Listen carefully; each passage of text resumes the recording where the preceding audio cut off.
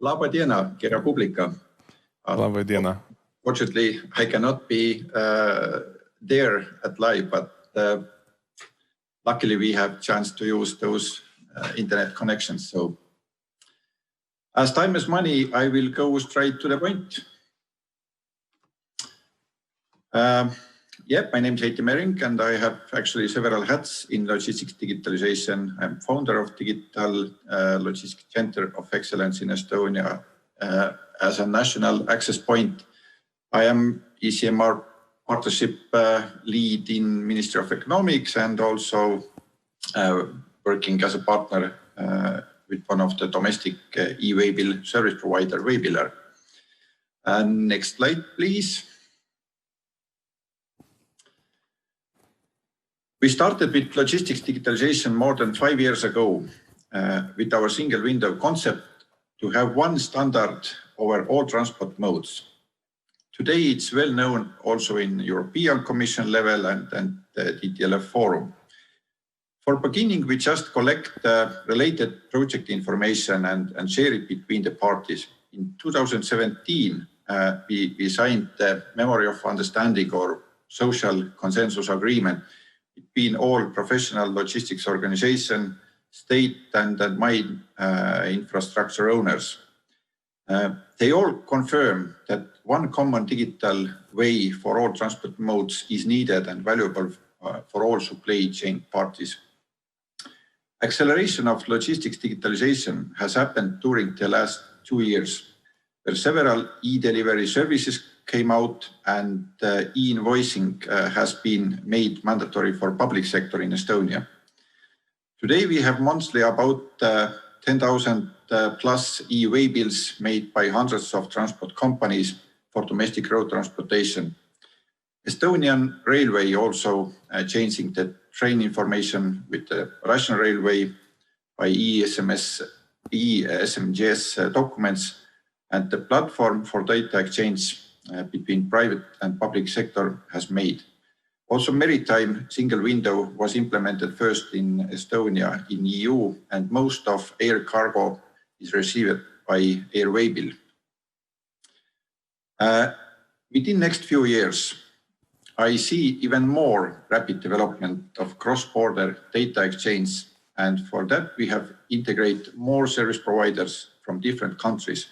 Not only domestic service providers will offer their services, but we have to open the market for anyone. Next slide, please. You know the term estimated time of arrival. It is important logistic term, and it will be even more important for the future logistics. With paper-based shipments, there is too many obstacles that makes predict arriving of goods almost impossible. I will bring you a simple example of life. We all know Ericsson, a global electronic manufacturer.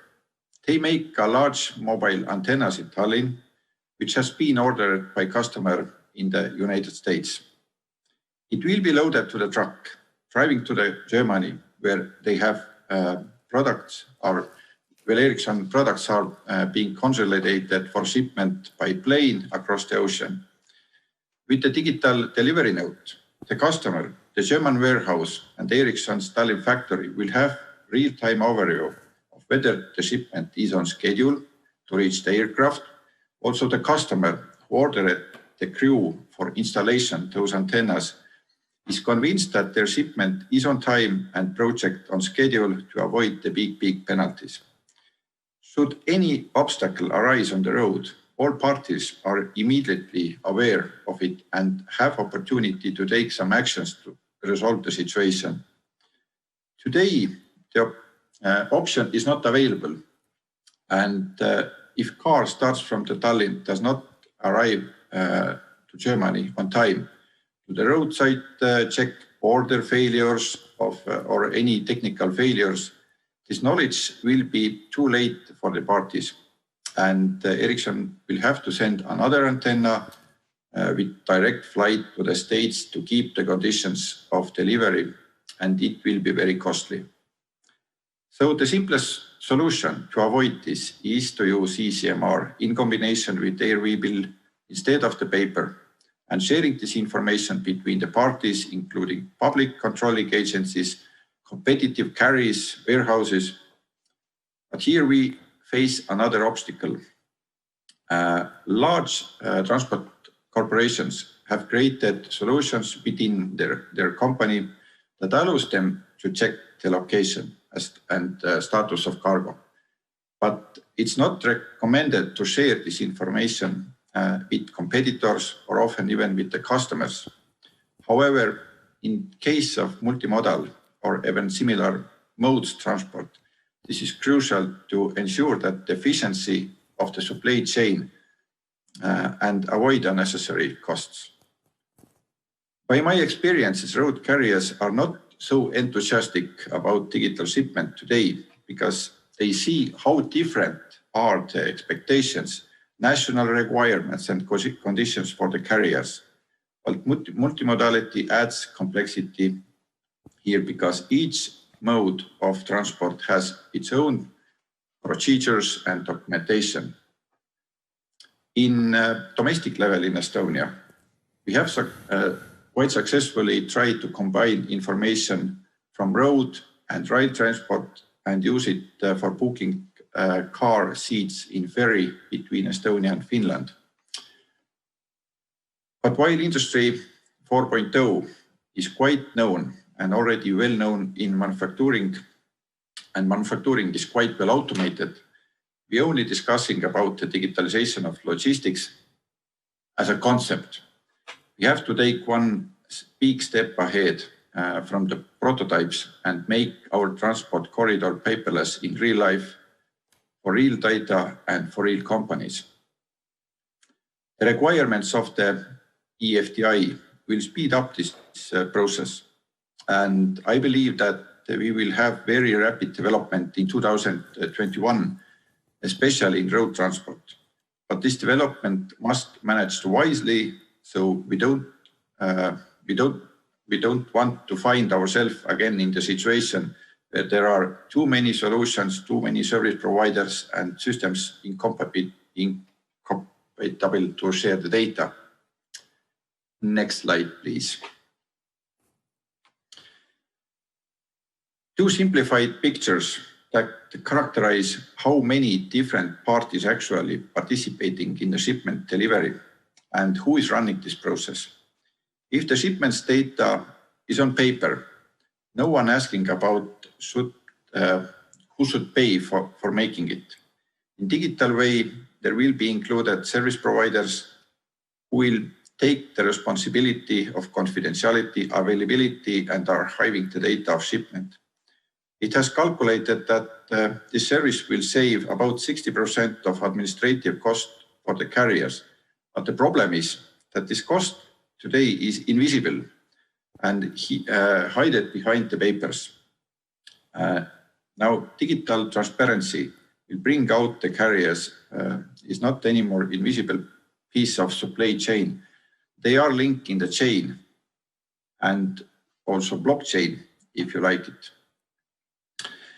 It is clear that there are no free lunches, but someone still has to pay for data management. Estonia, it has so far traditionally been a transport orderer. If they use some e-services, they also demand to use it from the carriers. They agree, but at the same time, transport companies must also be able to use these e-documents for their customers. And in this way, networking will be helped to improve the solution. In both parties, carriers and expeditors or buyers can use the same similar solution in equal terms. The digital market development for the logistics will have a completely different phase when we can have it. Next slide, please. In digital supply chain, there are more direct stakeholders or interest groups without whom this service will not work. Each of them have own conditions, service fees, responsibility. They all serving the end customers in own way, but together these services making also one chain where each link must be strong and reliable. Carriers can't work without IT services. IT companies looking for new developments, and logistics market is today quite interesting opportunity for them. IT companies can't offer any value without internet and mobile services, so telecom is playing here important role. And these services is not needed without the cargo, or equally important party is that the state with controlling agencies, which makes actually the biggest group of different requirements for goods, drivers and trucks. Next slide, please. And finally, I have outlined 7 general steps needed to move faster forward during making this transport sector more efficient and growing the economy as a whole. First of all, it can't be one-man show. Multimodal logistics unites many parties, and only through cooperation can mountains be moved here.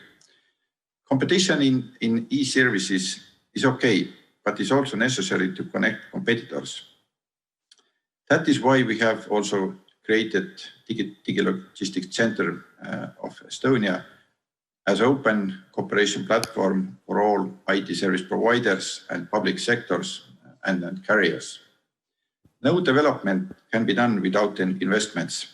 Today, finding financing is quite difficult because the financiers still find this area of confusing, and confidence in the rapid development of the market is low. Here in EU and countries can contribute through both legislation and funding. The sector itself is already raising awareness among the parties. In a cross-border supply chain, initiatives and projects from different countries cannot be bypassed, because after all, we need to connect all ends, regardless of technological preferences. It is important to ensure that data standards, safety requirements, and all these kind of things are harmonized, and that we have the same rules apply through the corridor. And last but not least, data security is always priority number 1. Private companies and state institutions investing today millions to have security of their systems. Our data exchange platform can be issued for their security. At the same time, it cannot be also too complicated and too secured that will stop the usage of the systems. Thank you.